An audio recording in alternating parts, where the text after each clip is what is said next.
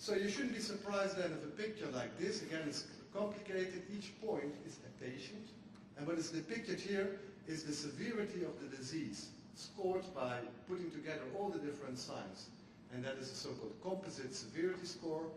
MSSI is used for Fabry patients. And you see here that at each plasma CTH level, you can find individuals with different types of severity of the disease. Just to help you with this type of slide, so it's, for example, let's have a look at the severity of 20 units.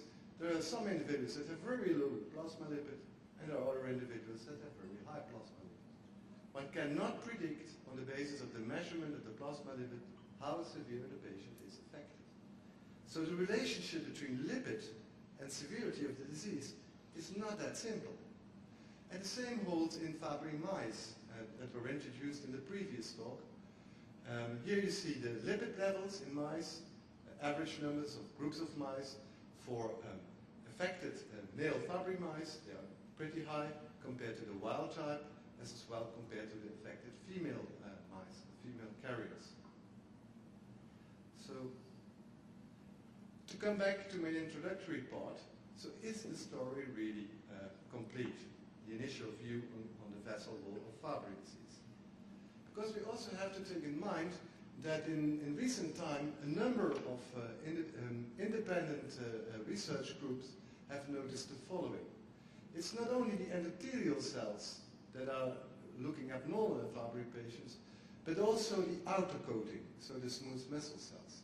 That layer is clearly, in most individuals, thicker. So, and we call it an increased intima media thickness, so an increased thickness of the vessel muscle layer. There are now 7 independent papers on that in the last 2 years.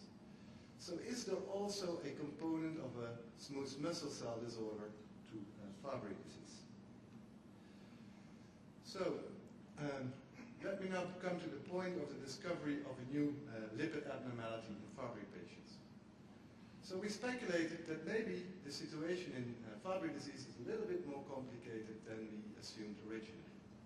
So for sure, the disease starts off with accumulation of the lipid CTH because of the deficiency of the enzyme that degrades alpha-galactosidase A.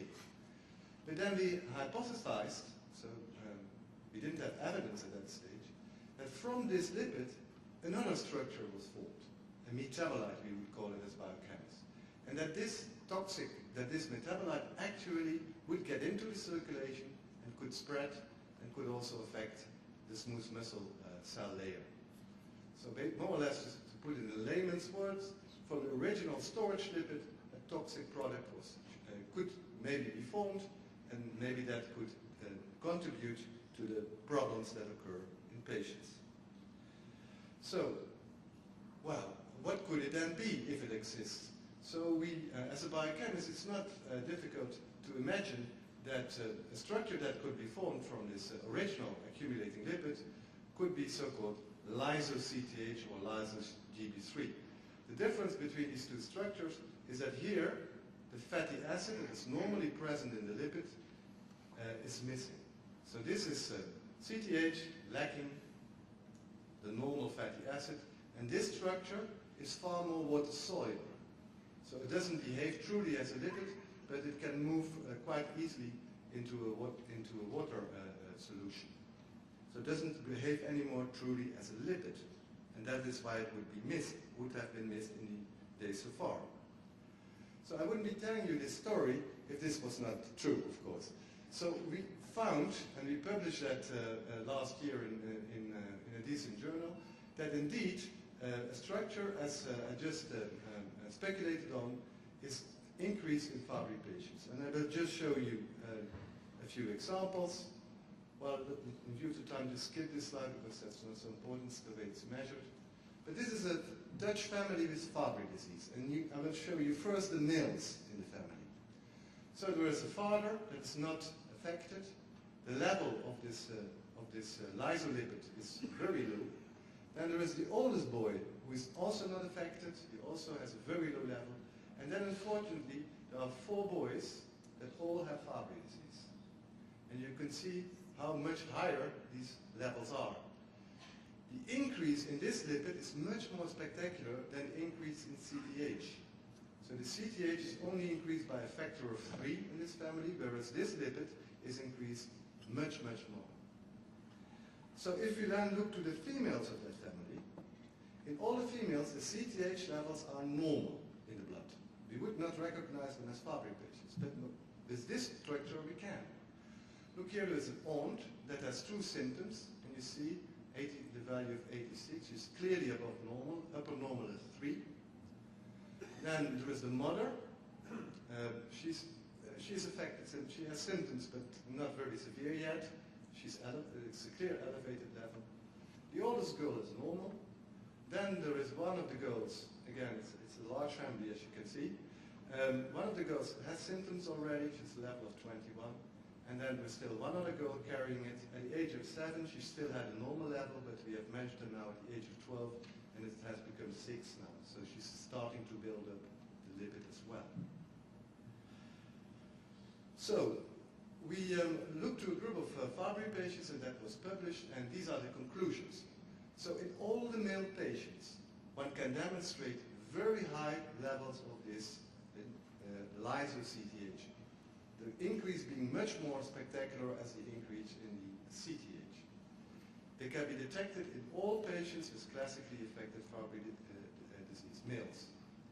Of particular note is that in boys, even when they are young and still have little disease manifestations, they already show a very high level of the lyso-CTH.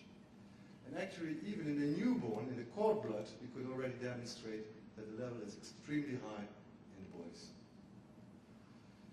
The correlation with the clinical signs I will come back to at the end of my talk.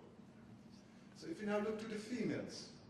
So in the females, these levels are lower, but they are still abnormal, and they clearly increase with age of the females. So all of the females are, the higher the lyso-CTH levels are.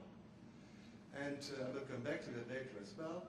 Here there is a correlation, so a relationship between the total severity of the disease and the level of the lipid.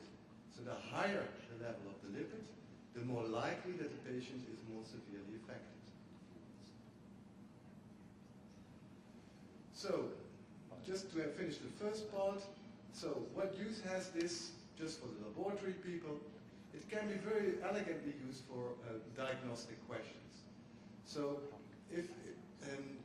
since the abnormalities in this lipid are far more spectacular than in CTH, it can be pretty useful in demonstrating, especially in females, that indeed the diagnosis should be Fabry disease.